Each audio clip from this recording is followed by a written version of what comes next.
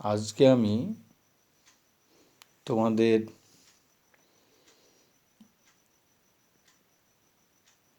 EEG paper 1 modules 1-4 থেকে The Voice of India by Jawaharlal Nehru পাঠ্যাংশটি পড়াব। পাঠ্যাংশের পূর্বে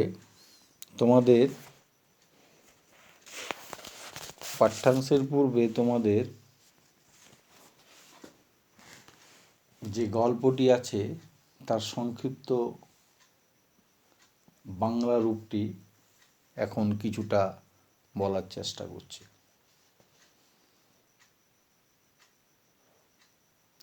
দ্য ভয়েস অফ ইন্ডিয়া প্রবন্ধটিতে নেহরু তৎকালীন সামাজিক পরিপ্রেক্ষিতে যুবক সমাজের মধ্যে আদর্শ লক্ষ্যের চঞ্চলতা ও ভ্রান্তির কথা উপস্থাপনা করেছেন। তৎকালীন সময়ে যে ঐতিহাসিক প্রেক্ষাপট মানব সভ্যতার বারবার যে দুর্ভোগ এবং সংকটের মুখোমুখি হওয়া তার প্রায়শ্চিত্তর কথা বলছেন।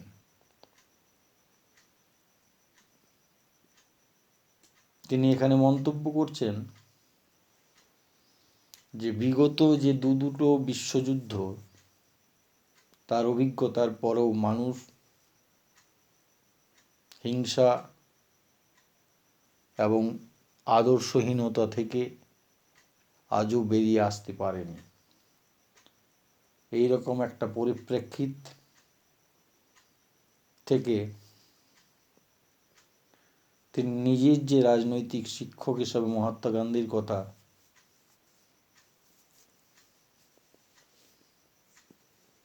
পাঠককুলের সামনে উপস্থাপনা করেছেন এবং তার আদর্শের কথা স্মরণ করতে বলেছেন এবং একটা লক্ষ্য ও তাকে অর্জন করার যে পন্থা তার মধ্যে যে সামঞ্জস্যপূর্ণ করার উপরে তিনি জোর দিয়েছেন।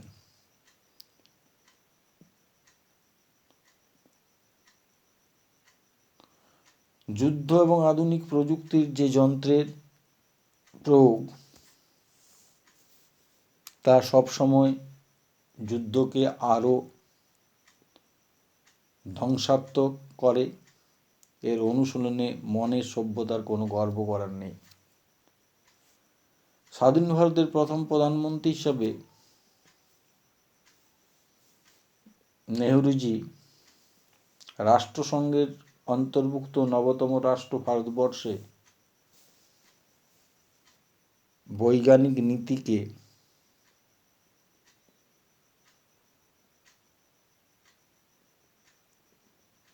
আলোচনার মধ্যে রেখেছেন। তিনি চারটি কথা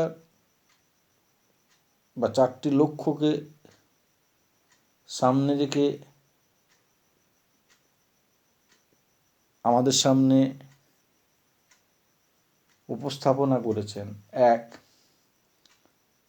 ক্ষমতার দম্ভ নয়, বিভিন্ন রাষ্ট্রের সঙ্গে শান্তিপূর্ণ ভাব বা সদ্ভাব রাখা। 2. দেশবাসী সামগ্রিক মুক্তির ভাবনা। 3.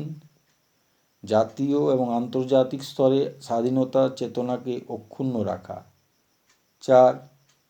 জাতিবিদ্বেষ দূরীকরণের মাধ্যমে অভাব, অসুস্থতা এবং অজ্ঞতাকে দূরীভূত করা।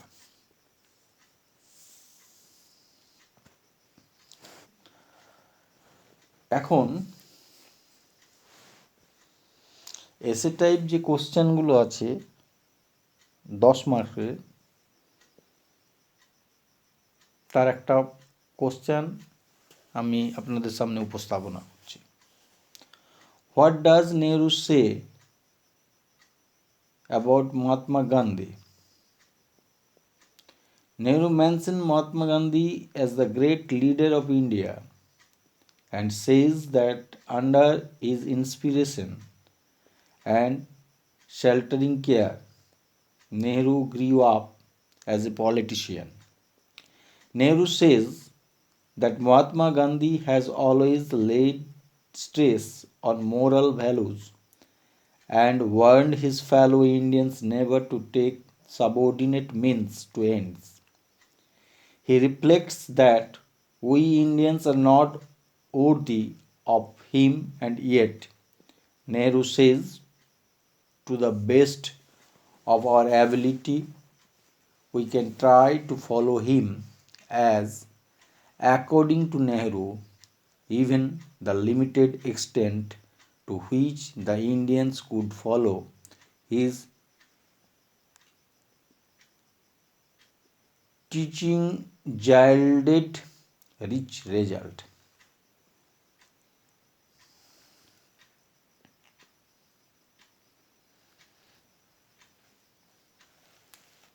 এর পরের প্রশ্ন,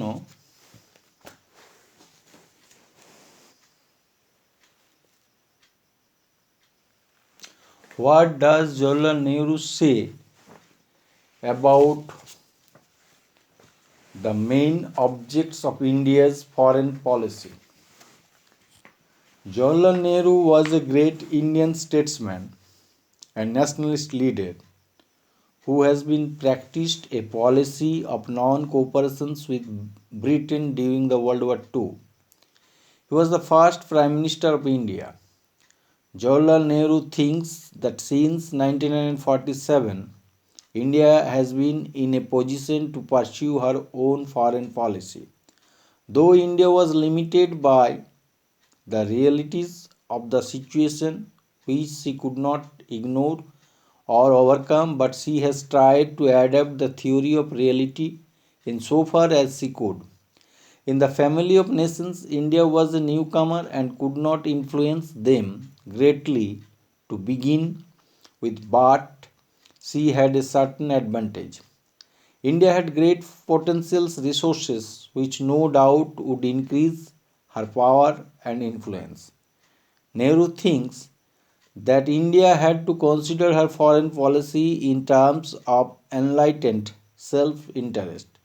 But at the same time, India brought to it a touch of her idealism, and thus India has tried to combine idealism with national interest.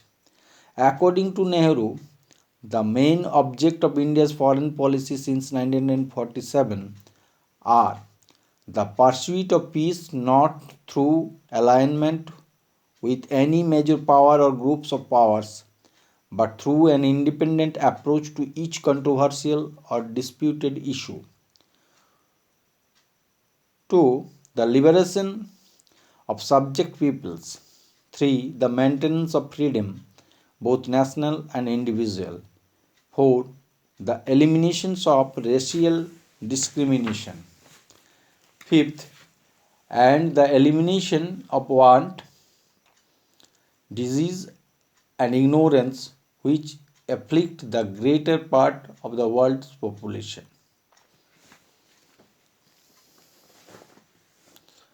Next question. What is Nehru's opinion about the relationship between and means? Answer. On one hand, especially in the early days of independence, they opposed the Nehruvian policies and often proclaimed that the freedom was a mere illusion. On the other hand, the fact that Nehru was a staunch opponent of colonialism and Western's hegemony and one of the main supporters of decolonization was something that the communists admired. The fact that the Soviet viewed Nehru's India as a potentially and attempted to placate the Communist Party meant that the communists were isolated in their international forums. The Sino-Soviet split provided the first opportunity for Indian communists to hit the Congress hard on ideological grounds, but the Indo-China War of 1961 weakened the opposition to the Congress. The communist movement was weakened was the party split into CPI and CPIM, and later the CPI-ML, and the inter-party relationships often were defined their attitude towards the Congress-led center. The mainstream parties were often hand in glove with Congress as the more revolutionary factions of the communist in the Naxalist movement were ruthlessly suppressed. The left front of today enjoys at best an uneasy alliance with the Congress, which has become synonymous to the Nehru-Gandhians.